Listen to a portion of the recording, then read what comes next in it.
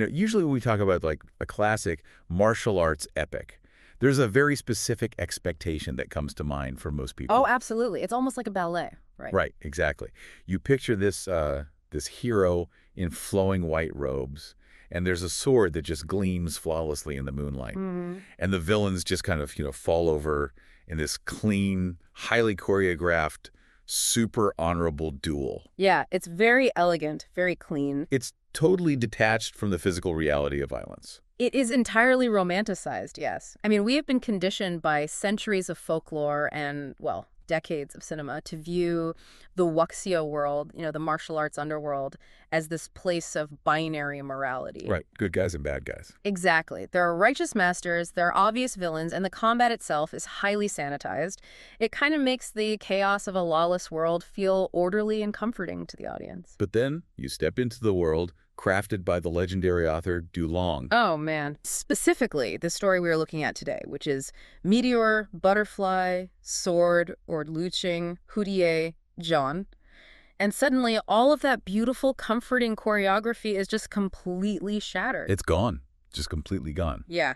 We're looking at a landscape that is gritty, brutal, and honestly psychologically devastating. Like, there are no clean duels here. Absolutely none. Gudlong strips away the myth-making entirely. The sources we have today, which include a really comprehensive synopsis and intensely detailed translated excerpts from the original text, they reveal an ecosystem that functions much more like a ruthless mafia syndicate. Yeah, definitely not a monastery of enlightened monks. No, not at all.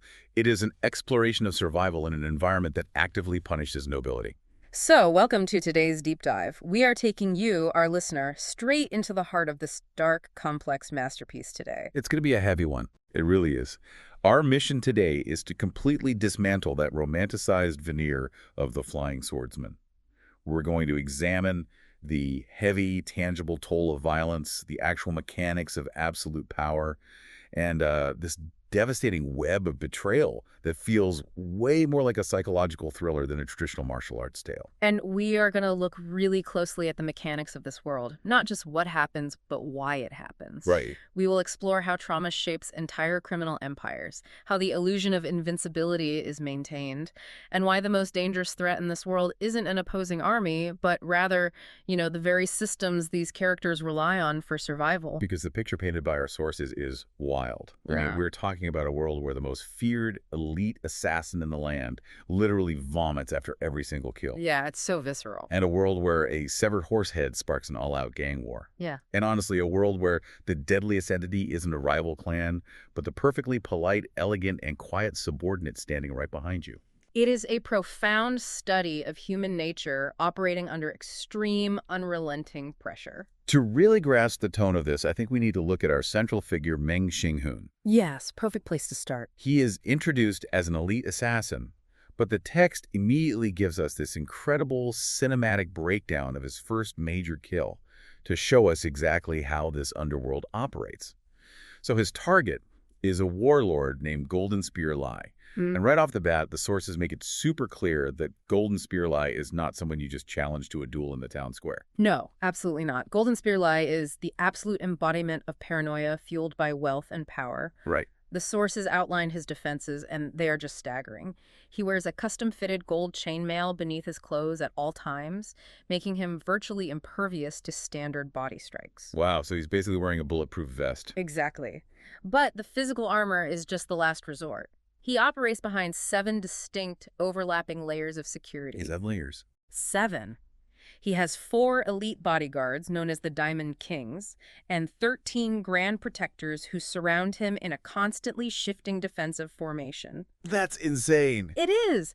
He has built a literal fortress around his own physical body. So the idea of just fighting your way to him is mathematically impossible. A traditional wuxia hero might try to burst through the doors, fighting 50 guys at once. But Meng Xinghun doesn't do that at all. No, Meng approaches this like a tactical siege. Yeah, he spends half a month doing nothing but observing from a distance.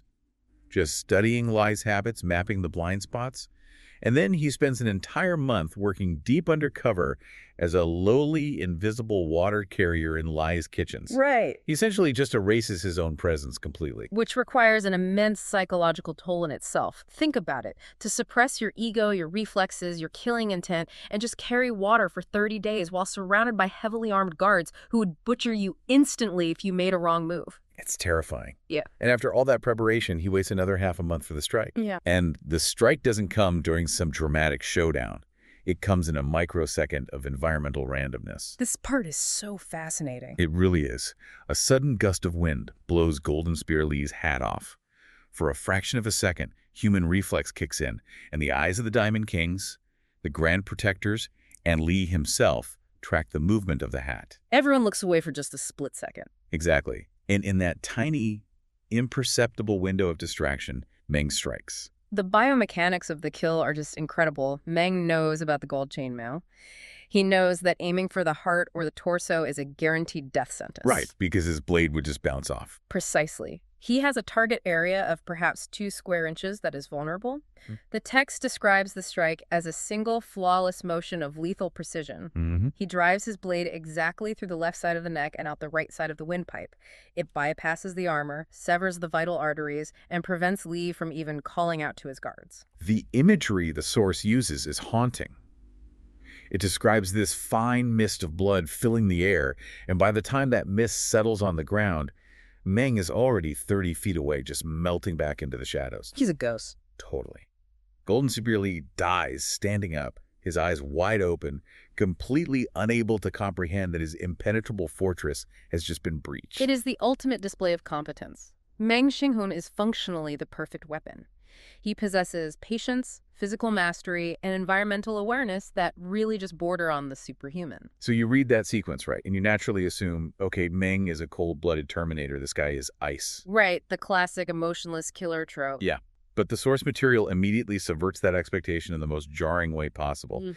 After this legendary impossible assassination, Meng doesn't go to a tavern to celebrate. He doesn't collect his money and bask in his infamy. Yeah. He runs back to a dark, isolated, rundown cabin in the woods. He hides in the corner. He weeps uncontrollably. It's a complete breakdown. He vomits until his stomach is empty. He drinks cheap liquor until he passes out, and he throws his money at whatever meaningless distractions he can find just to scrub the sensation of taking a human life out of his brain. We are looking at a severe case of cognitive dissonance and acute post-traumatic stress here. Yeah. Right. Meng's physical conditioning is flawless, right?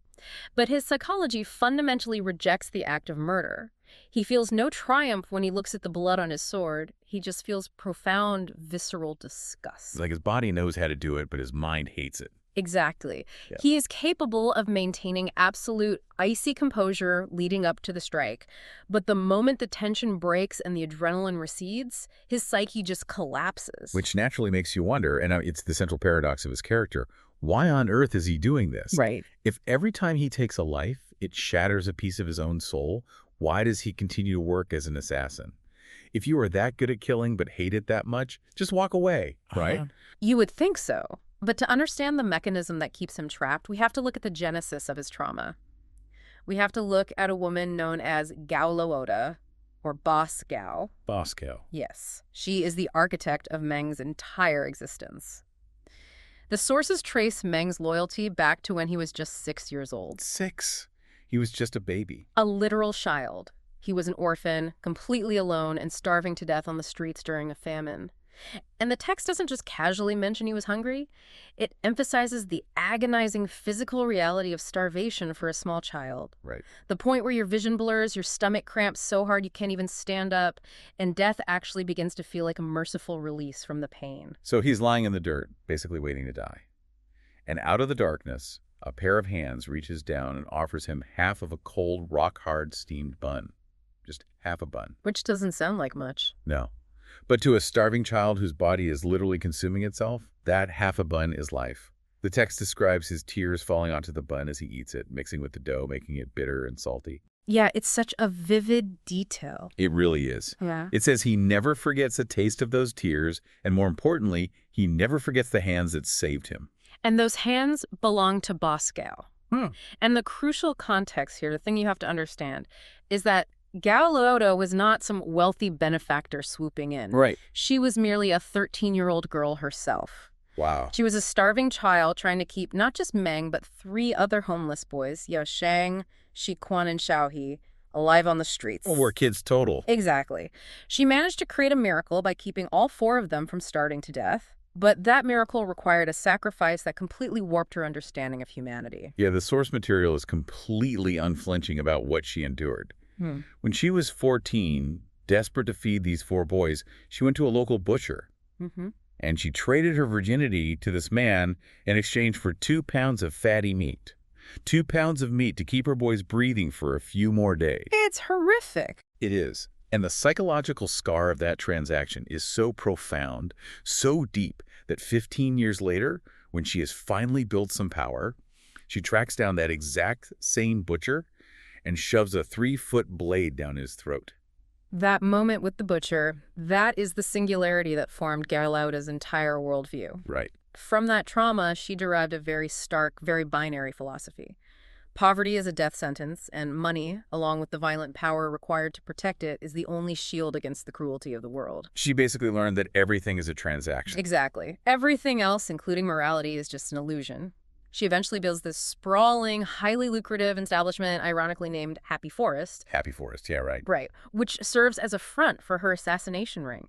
Her entire empire is built on the foundational belief that human life is cheap, but survival is paramount. Which creates this incredibly toxic, inescapable dynamic between her and Meng. I look at this relationship and I don't see maternal love at all. No, it's far from it. I see a terrifying cocktail of a blood debt mixed with severe trauma bonding. I mean, Meng owes her his literal existence. Every time she hands him a slip of paper with a name, a location, and a time frame on it, she isn't making a request, she is collecting on that debt. That's a perfect way to put it. He has to kill regardless of the toll it takes on his soul, because to refuse would violate the core transactional law of his survival. He feels he doesn't have the right to his own conscience because his life belongs to her. It's an agonizing psychological trap. Meng is bound by an immense overriding gratitude, but it is a gratitude that Gao Lao has systematically weaponized against him. Totally. She has institutionalized these boys to believe that they are weapons, and weapons do not get to have moral objections. And the text gives us a deeply disturbing scene that perfectly illustrates just how blurred and broken their boundaries are. Oh, this scene is so uncomfortable. It really is. There is a moment in Meng's isolated cabin right after a kill. He is drinking heavily, trying to cope with the trauma, and Boss Gao comes to visit him. Now, keep in mind, she raised him. She has been his sister, his provider, and functionally his mother since he was 6 years old. But in this scene, she walks into the room and she begins to undress. She actively tries to seduce him. It is a profound, jarring violation of the psychological boundary Meng relies on. I mean, he has revered her in an almost wholly untouchable way since childhood. Yeah, she's practically deity to him. Exactly. And when she attempts to sexualize that relationship, Meng is completely paralyzed. He doesn't react with anger or acceptance. He just reacts with sheer panic. He physically flees the cabin. The text says he runs into the dark woods crying, and he literally rubs his face against the rough bark of the trees until his skin bleeds. He uses physical pain to try and reset the mental short circuit he's experiencing. It's devastating. But looking at that scene, I have to ask you, what is Gao Lao actually doing here? Is she intentionally weaponizing her sexuality and her maternal role as a calculated move to keep her assassins leashed and confused? Or is she genuinely just as emotionally broken as they are, and she truly doesn't understand how twisted her actions are? The tragedy of Gao Lao is that it is almost certainly a synthesis of both. You really have to remember her foundational trauma. The butcher. Right. She learned at 14 that her physical body was a commodity to be traded for survival and loyalty. She understands transactions. She gives life. She expects absolute obedience. Wow. So to her, this is just another transaction. In her broken worldview, giving herself to Meng might be her twisted idea of providing comfort, or maybe a subconscious attempt to tighten her grip on her most valuable asset. What she fails to understand is that her assassins are not machines operating on simple input-output logic. They are human beings with breaking points. And the story provides us with a terrifying living example of what happens when that breaking point is finally reached. Which brings us to a character named Xiang. Xiang is the cautionary tale of the Happy Forest. He is the broken mirror. Right. Among the four boys Gao Lao had saved, Xiang was the oldest, the strongest, the smartest, and the original leader. He was the prototype for Meng. The golden child. Yes. Xiang had successfully executed 30 assassinations for Boss Gao. He was considered the perfect, flawless weapon. Until he wasn't. The sources describe his final mission. He was sent to kill a very low-level target, just a local street thug who was running an extortion racket. It should have been effortless for a master of his caliber, but Xiang simply couldn't do it. He didn't lose his physical skill. He lost his psychological will. He just froze. He looked at his target, and instead of killing intent, he felt an overwhelming, paralyzing fatigue, a complete exhaustion of the soul. The cumulative weight of 30 murders suddenly caught up with him all at once. He failed the mission. He was severely injured, nearly losing his arm in the process, and he completely collapsed. The image of Xiang in the present day is so haunting. Meng visits him, and Xiang is now living in a tree like a wild animal. He is a permanent, trembling alcoholic. He can't even hold a cup of cheap liquor steady without shaking. It's tragic. Meng looks at the man who used to be his idol, and he realizes with absolute clarity, that is my future. Exactly. Xiang is living proof that in the assassination business, there is no gold watch. There is no glorious retirement. You either die violently on the job, or your mind breaks first. And what makes Xiang's presence so crucial to the narrative is that he actively tries to warn Meng. He tells him a profound truth about their existence. He says that everyone gets exactly one chance in their life to break free. One chance. One fleeting opportunity to choose a different destiny and walk away from the darkness. Xiang admits that he had his chance there was a woman who truly loved him, but he was too afraid, too deeply institutionalized by Gao Lao's world to take it. He couldn't leave the only world he knew. Right, and he begs Meng not to make the same mistake. It's a brilliant examination of how toxic systems trap individuals by convincing them that the system is all that exists and that leaving is impossible. But escaping this system is going to be incredibly difficult, because the world Meng and Xiang inhabit is about to catch fire. Meng's individual trauma doesn't happen in a vacuum. No, it's just one piece of the puzzle. He is just a symptom of a much larger disease, the macro politics of the syndicates that employ him. If Meng is the weapon, we need to understand the people pulling the strings. Exactly. We shift our focus from the micro-level trauma of the individual assassin to the massive structural operations of organized crime.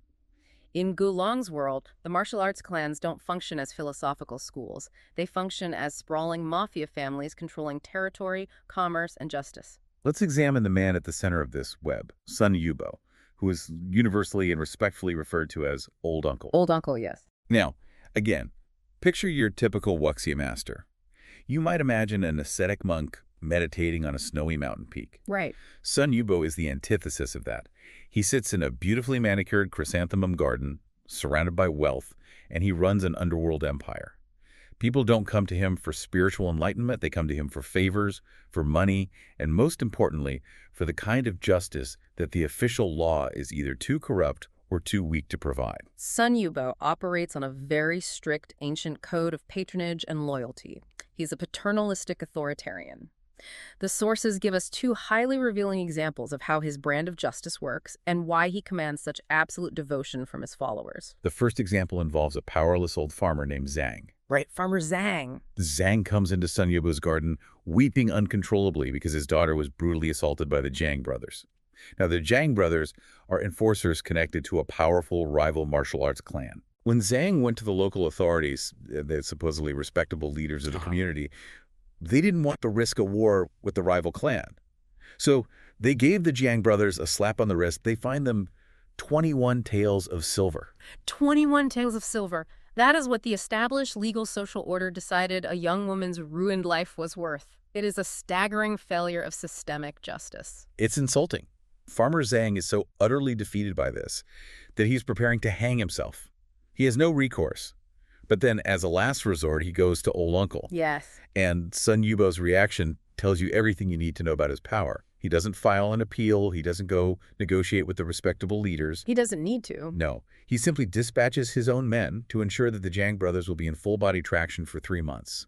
He completely bypasses the legal system to deliver visceral, absolute retribution. It is vigilante justice executed with corporate efficiency. Mm. And the second example the source provides is equally illuminating regarding his reach. Right. A wealthy man named Mao Wei is sleeping with another man's wife. The husband is a commoner, entirely powerless to stop a rich man from destroying his family. So Sun Yubo decides to intervene. And he sends his own son, the famously hot-headed Sun Jin, to deliver the message. Yes. Sun Jin doesn't sneak around. He walks right through the front doors of Mao Wei's lavish estate, completely ignores the expensive bodyguards, walks right up to Mao Wei, and literally punches him in the stomach so hard the man vomits. It's so direct. While Mao Wei is on the floor gasping for air, Sun Jin calmly warns him to stay away from the woman. Through these actions, Sun Yubo acts as the great equalizer. He delivers absolute, terrifying justice for the weak, which makes him fiercely beloved of the common people in his territory. But they view him as a savior. They do, but the caveat is that in exchange for his protection, he demands absolute, unquestioning loyalty.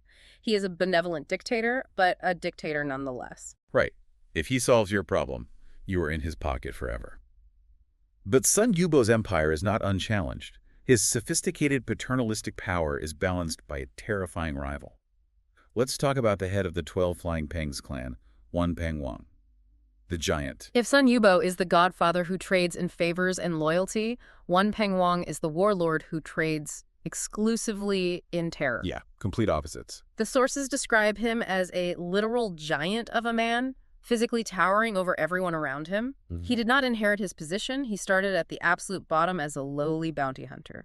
He survived dozens of blood-soaked, chaotic battles, and his entire body is covered in thick, overlapping scars. He is physically imposing and absolutely ruthless. He doesn't care if the common people love him at all. He only cares that they fear him enough to never ever cross his path. Right. They're the classic unstoppable force and immovable object. You have Sun Yubo's sophisticated web of loyalty versus Wan Pengwang's sheer, unadulterated brutality. And the inciting incident that finally sparks the war between these two massive empires is a brilliant study in how monumental conflicts almost always begin over incredibly minor, seemingly insignificant infractions. The spark is almost absurd in its pettiness, which is exactly what makes it so realistic.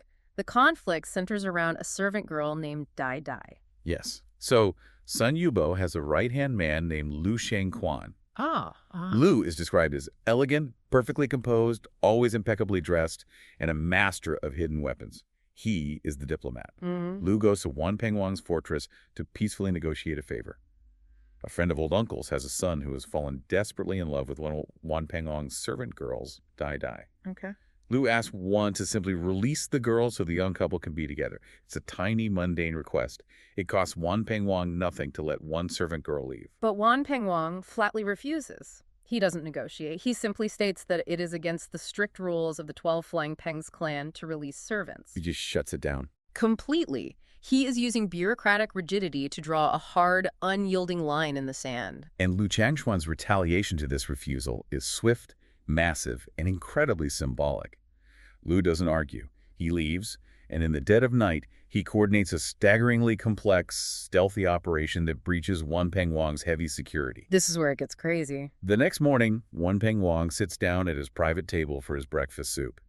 He lifts the silver lid off the tureen, and instead of his morning meal, he finds the severed, bloody head of his own prized, priceless, deeply beloved horse sitting in the broth. It is a breathtaking escalation. It is a direct, undeniable message that says, your rules mean nothing, your walls mean nothing, we can reach out and touch you anywhere, you are not safe, even in your own dining room. Okay, I have to stop here because the cinematic parallel is glaring.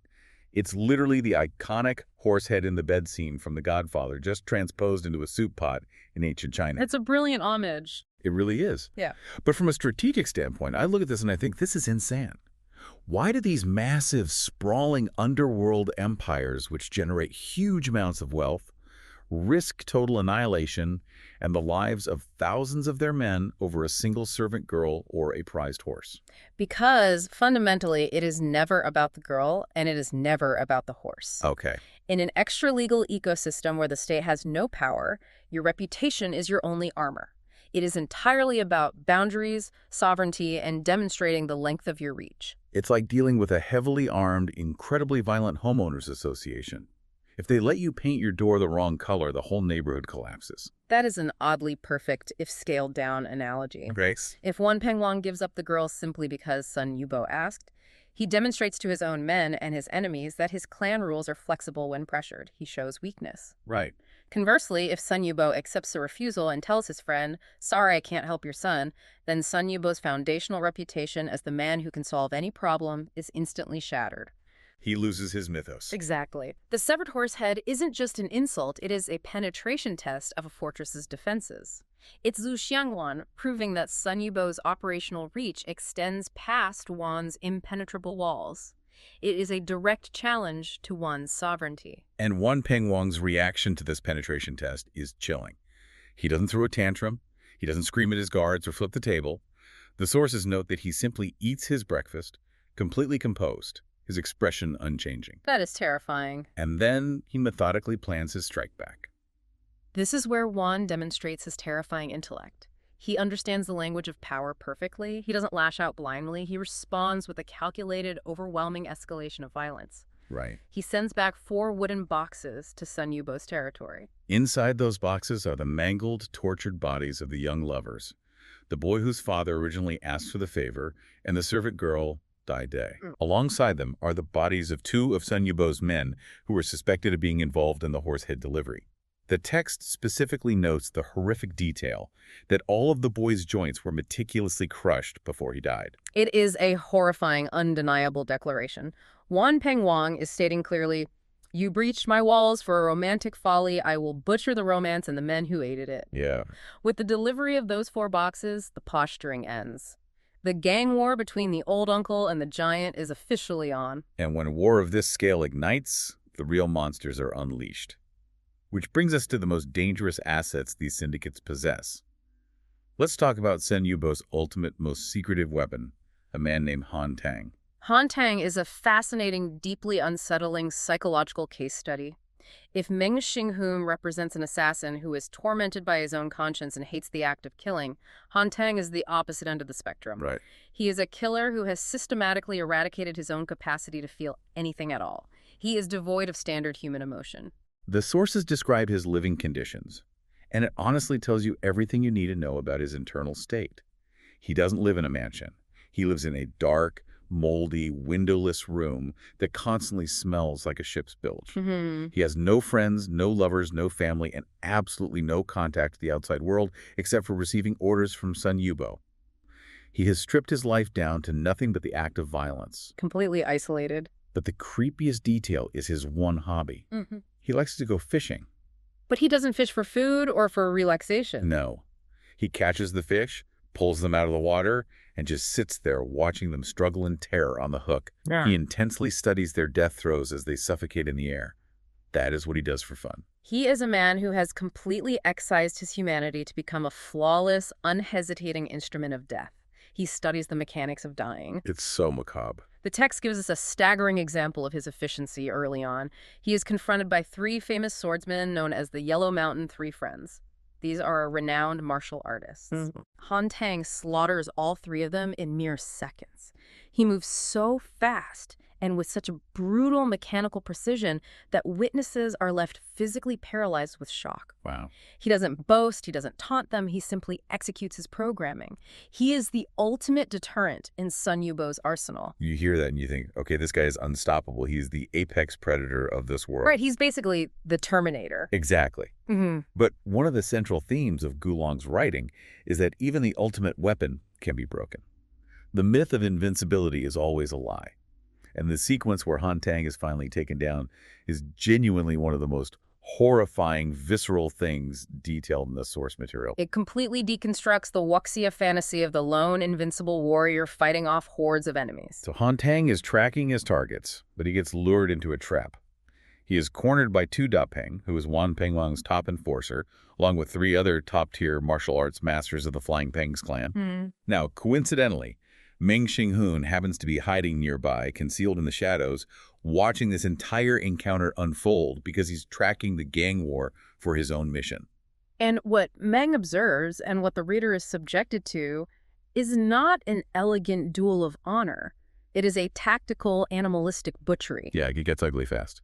Han Tang realizes instantly that he has been outmaneuvered. He calculates that he cannot possibly survive a coordinated assault by 4 masters of this caliber. So his programming shifts immediately from survival to inflict maximum casualties. He knows he's dead. Right. He decides he is going to take at least 1, maybe 2 of them down with him. The fight is just brutal. There are no flying sword techniques. It descends instantly into street-level savagery. One of the masters, Lu Jinpeng, realizes he can't get past Han Tang's guard with his weapon. So what does he do? He lunges forward and literally bites into Han Tang's shoulder like a dog, ripping out a chunk of flesh with his teeth. And the tactics only get more grotesque from there. Han Tang manages to land a devastating strike on another master, completely shattering the man's ribs. Okay, in a traditional story, that man would fall back defeated. But here, the master absorbs the pain and actually uses his own shattered, jagged ribs to physically clamp down and lock Han Tang's arm in place inside his chest cavity. Wait, let me get this straight. He uses his own broken ribs. Yes, his own broken ribs to trap Han Tang's arm. It's insane. He weaponizes his own broken skeleton. And while Han Tang's arm is trapped in this guy's rib cage, a third master wraps his arms around Han Tang's neck and begins violently choking him from behind. And while he's being bitten, locked, and choked, Peng steps up and repeatedly stabs him in the abdomen. It is a desperate, grotesque pileup of human bodies. They don't outfence him, they tear him apart like a pack of wild dogs bringing down a bear. This scene is vital to understanding the reality of the Jianghu, the underworld.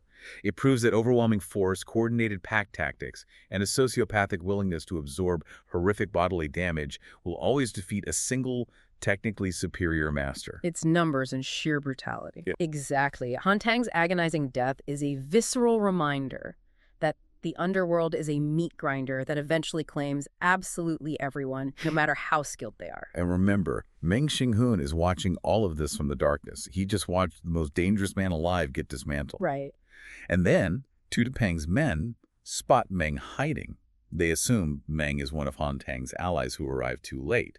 So now, Meng has to survive 4 masters who are covered in blood and running on pure adrenaline after just butchering the apex predator. And Meng's survival strategy here is a masterclass in tactical brilliance. It is a profound testament to Meng's analytical mind. Yeah, he doesn't panic. He assesses the situation and knows with absolute certainty that he cannot win a physical fight against them right now. So he does the unthinkable. He charges directly at Peng, the deadliest of the 4, and intentionally throws his own body onto Peng's thrusting sword. He deliberately lets himself be impaled. Yep. But his calculation is staggering. As he throws himself onto the blade, he calculates the exact angle of the sword, the speed of the thrust, and his own momentum, ensuring that the blade penetrates his chest but stops exactly half an inch away from his heart. Half an inch. He collapses to the ground, instantly covers the wound with his hand to restrict the visible blood flow, slows his breathing to almost 0, and plays dead. He basically weaponizes Peng's assumption that a strike to the center of the chest is an automatic fatality. It is a terrifying gamble, yeah, but it works. And it is while he is lying there in the dirt, bleeding out, pretending to be a corpse, that he overhears the conversation that reveals the ultimate narrative-shattering twist of the entire story. Oh, this is the big one. Peng and his men are standing over Han Tang's ruined body, catching their breath, and they start gloating. And through their dialogue, Meng learns how they managed to trap the untrappable Han Tang. They didn't track him. They didn't outsmart him through detective work. They were given his exact secretive location by the one man who had access to all of Sun Yubo's secrets. Lu Shangquan. Sun Yubo's elegant, perfectly composed, seemingly incredibly loyal right-hand man. The very guy who executed the Horsehead operation to start the war. The irony. Lu has been secretly working with Peng the entire time. They're conspiring to sabotage their respective clans from the inside out so they can overthrow both Sun Yubo and Wan Pengwang simultaneously and seize total power for themselves. It is a devastating web of betrayal. Lu Shangquan is the rot at the absolute core of Sun Yubo's empire. Wait, okay, I have to stop right here. Because this is the point where the myth of the genius mob boss falls apart for me. How so? Well, we've spent all this time building up Sun Yubo as this legendary mastermind. He sits in his garden, he knows everything that happens in his territory, he demands absolute, unquestioning loyalty. Right. If he is such an incredible judge of character, how did he miss a total sociopath operating right under his nose for years? How does a genius leader not see the knife at his own back? That is an incredibly astute question, and it really cuts to the very heart of what Gulong is saying about the anatomy of power. Okay. The structure of Sun Yubo's empire is exactly what blinded him. Authoritarian structures, even paternalistic, benevolent ones, are highly vulnerable to internal decay precisely because they prioritize absolute obedience over transparency. That makes sense. Think of it like concrete cancer in a massive building. Concrete cancer, like what happens to bridges? Yes, exactly. From the outside, the concrete structure looks completely impenetrable. It looks solid. But deep inside, the steel rebar holding it together has been slowly rusting and expanding for years. Oh, wow. By the time the crack finally appears on the surface, the structural collapse is already inevitable. Sun Yubo built an empire that demanded unquestioning execution of his orders. Lu Xianchuan was the perfect subordinate because he had no moral compass. Right. He was willing to do the darkest, most complicated, morally bankrupt tasks like organizing the severed horse head without a moment's hesitation. Ah, so Sun Yubo mistook ruthless efficiency for genuine loyalty. Exactly. When you construct a system that selects for people whose primary skill is ruthlessly navigating a cutthroat hierarchy without asking questions, you cannot be surprised when they eventually apply those exact same skills to navigate their way to your throat. That is, wow. Lu Xianchuan was the inevitable byproduct of the environment Sun Yubo created. That is a brilliant way to frame it. The system breeds its own destroyers. And this revelation of betrayal propels us into the final act of the narrative. Yeah. Because amidst all of this incredible bloodshed and political maneuvering, there is actually a deeply emotional core to the story. There is. We have to talk about the love story and the desperate attempt to escape the cycle. Yes, the narrative suddenly zooms out to reveal how all these disparate threads intersect. Meng Xinghun, our traumatized, broken assassin, experiences a profound shift. He falls in love. He does. He meets a woman named Xiao He, who is easily identifiable by a delicate butterfly pendant she wears. Hence the butterfly in the title. Exactly. For the first time since he was a starving 6-year-old on the street, Meng meets someone who looks at him and doesn't see a weapon. She just sees a man. Their connection is so powerful because it's born out of shared brokenness. They're both victims of this ruthless world. But the synopsis hits us with another massive twist regarding who Xiao Dai actually is. Right. She isn't just a random woman Meng met by chance. She is Sun Yubo's own exiled daughter. The irony is suffocating. Sun Yubo, the great protector of the weak, the man who demands absolute adherence to traditional codes of honor, exiled his own flesh and blood because she became pregnant out of wedlock. He protected strangers, but exiled his daughter. Yes. The rigid social code he enforces demanded that he punish her to maintain his reputation. And the revelation of who impregnated and then cruelly abandoned her is just sickening.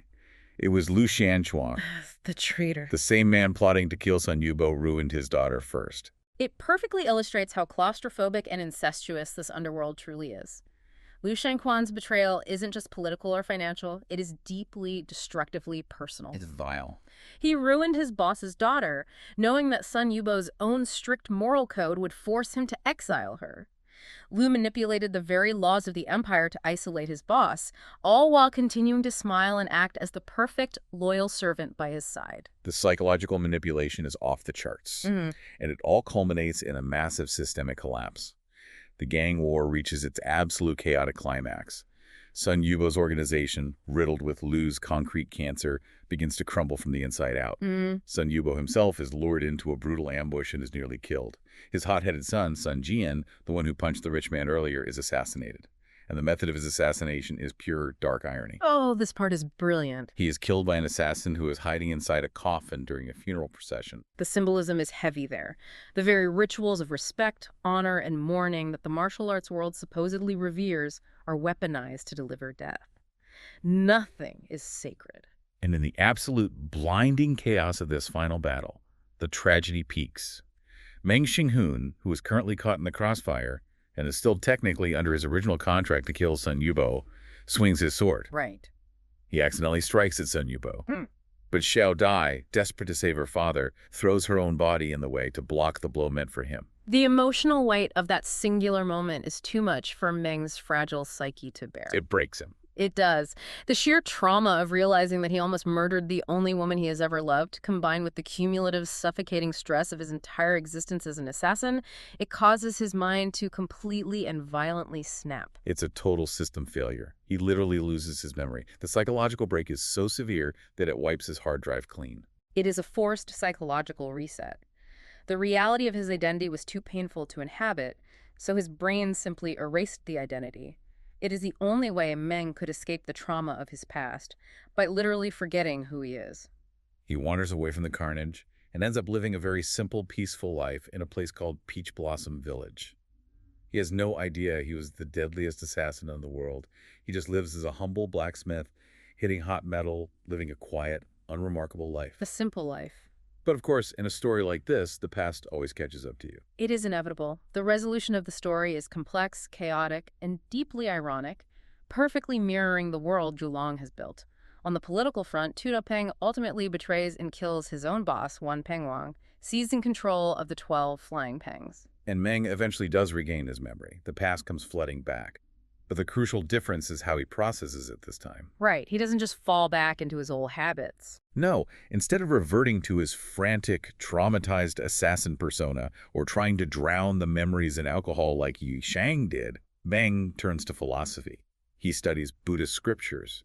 He processes the trauma and actually manages to find a measure of genuine inner peace. He returns to the martial arts world, but he returns changed. He is no longer driven by the frantic need to repay a toxic debt.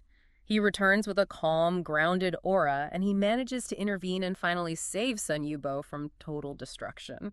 And the fate of the brilliant sociopathic traitor, Liu Xiangxuan. It is the most poetic twist of fate in the entire narrative. It really is. Liu Xiangxuan isn't killed in an epic duel by a master assassin like Meng or Han Tang. Liu, the man who betrayed everyone who trusted him, is ultimately betrayed and killed by his own closest, most trusted friend, a man named Shi Qun. It is the ultimate thematic reckoning. The story systematically dismantles the myth of underworld glory by showing us the fate of those who seek it. Look at the characters whose primary motivation was the acquisition of power and dominance. Wan Pengwang, Tu Peng, Liu Xiangxuan.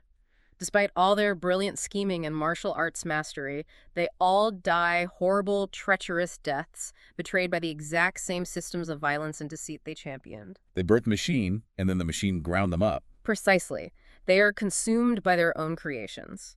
The only characters in this entire sprawling epic who actually win, Meng Xinghun, Xiao He, and eventually even the old mob boss himself, Sun Yubo, are the ones who make the conscious, incredibly difficult choice to completely walk away from the martial arts world. They just leave it all behind. They abandon their wealth, their power, their empires, and their fearsome reputations, and they choose to seek a quiet, obscure life. Survival, Gulong argues, is only found in having the wisdom to exit the game entirely. So what does this 500-year-old tale of assassins and mob bosses mean for you listening to this right now? You probably aren't a flying swordsman, and you probably aren't running an underground syndicate. Probably not. But strip away the swords and the poison, and think about the core psychology here. Think about how easily people get trapped in toxic systems today. The parallels to modern systemic traps are profound. Think about a soul-crushing corporate environment that demands 80 hours a week and constant moral compromises. Or think about a deeply destructive, emotionally manipulative relationship. Yeah. So often people stay in these meat grinders because of a twisted sense of loyalty or a profound feeling that they owe someone, just like Meng felt he owed his entire existence to Boss Gao for half a cold bun. We convince ourselves that the system we are in is the only reality that exists, and that leaving is a betrayal. It is a very powerful, very common psychological trap. We internalize the belief that endurance is a virtue, even when the thing we're enduring is actively destroying our humanity. But the profound lesson of meteor, butterfly, sword is that true strength isn't about winning the war. It isn't about climbing to the top of the bloody hierarchy. True strength is recognizing the toxicity of the game, having the courage to drop your sword, and simply walking away. Walk away. But, well, there's one final lingering detail in these sources that we have to talk about before we go. A detail from the very end of the synopsis that just haunts me. Yes. The ending is not entirely neat or triumphant. No. After Meng Xinghun, Xiao He, Sun Yubo, and the other survivors finally leave the Jianghu, the underworld, to live out their days in peace, the narrative cuts back to where it all began. Back to the beginning. It cuts back to the happy forest, it cuts back to boss Gao, Gao Lao, the traumatized woman whose desperate need for money and control started this entire chain of bloodshed in the first place. You would think, after losing her best assassins, seeing her empire nearly collapse, and witnessing the sheer devastation her philosophy caused, she might have a moment of reflection. You'd hope so. What did she do? Did she learn a lesson? Did she change her ways? No. The text notes, very plainly, that Gao Lao simply goes back out onto the streets and begins adopting a brand new batch of homeless, starving, desperate children. She starts the exact same process all over again. Oh, man. That is chilling. It really forces you to ask a terrifying question. When the heroes manage to heal their trauma and escape a broken, destructive system, does the system actually break?